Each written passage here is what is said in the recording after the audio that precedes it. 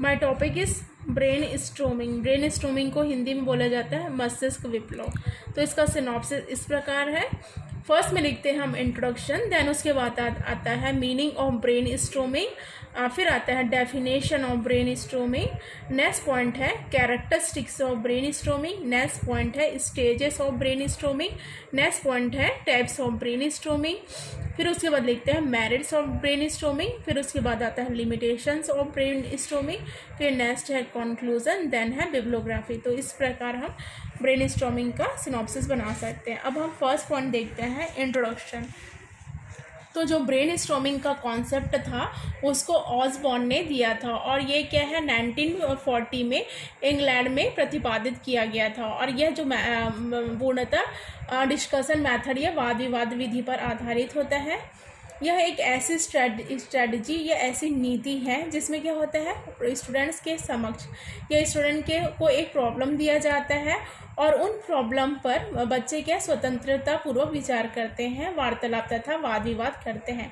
तो brain storming एक ऐसी नीति है जिसमें क्या स्टूडेंट्स के सामने क्या कोई प्रॉब्लम दिया जाता है और उनको उस पर डिस्कशन करने को कहा जाता है, जिससे क्या होता है बच्चे डिस्कशन करते हैं, सोच विचार करते हैं, उनसे उनकी मानसिक और तार्किक क्षमता का विकास होता है, थिंकिंग पावर का विकास होता है। फिर नेक्स्ट पॉइंट हम देखते हैं मस्तिष्क विप्लव का अर्थ। तो यहाँ पे देखते हैं हम मीनिंग ऑफ ब्रेन स्ट्रोमिंग।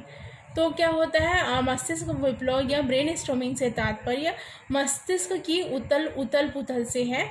जब हम किसी विषय में गहन अध्ययन तथा सोच विचार करते हैं, जब हम कोई टॉपिक में बहुत सोचते हैं या विचार करते हैं तो जो हमारा मस्तिष्क है, तो जो हमारा ब्रेन है क्या है वो काफ़ी एक्टिव हो जाता है। कोई भी चीज़ पे हम जब सोच विचार करते हैं तो मस्तिष्क की इसी सक्रियता को, मतलब जो ब्रेन एक्टिव हो जाता है जब हम ज़्यादा सोचते हैं या विचार करते हैं, तो इसी को बोला जाता है मस्तिष्क विप्लव या ब्रेन स्ट्रोमिंग। मतलब ब्रेन पे हम जब जोर देते हैं, सोचते हैं, विचार करते हैं, तो वहाँ पे क्या होता है ब्रेन स्ट्रोमिंग। तो जो ये मेथड है वो निम्न सिद्धांतों पर आधारित होता है। फर्स्ट पॉइंट है विद्यार्थियों को अंतःक्रिया इंटरेक्शन, मतलब इंटरेक्शन द्वारा अधिक से अधिक ज्ञान दिया जाता है।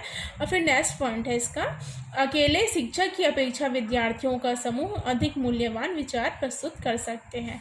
फिर देन इसके बाद हम देखते हैं डेफिनेशन, ब्रेन स्ट्रोमिंग की डेफिनेशन देखते हैं। फर्स्ट डेफिनेशन हम देखते हैं ऑसबॉर्न के अनुसार। इन्होंने बताया है मस्तिष्क विप्लव या ब्रेन स्ट्रोमिंग कक्षा शिक्षण की एक ऐसी विधि है जिसमें क्या होता है स्टूडेंट्स को कोई भी एक सब्जेक्ट पर सोचने विचार विमर्श करने का क्या है अवसर दिया जाता है, जिससे किसी प्रकरण या टॉपिक का उन्हें क्या होता है पूर्णतः उसका ज्ञान हो जाता है, उनका नॉलेज हो जाता है।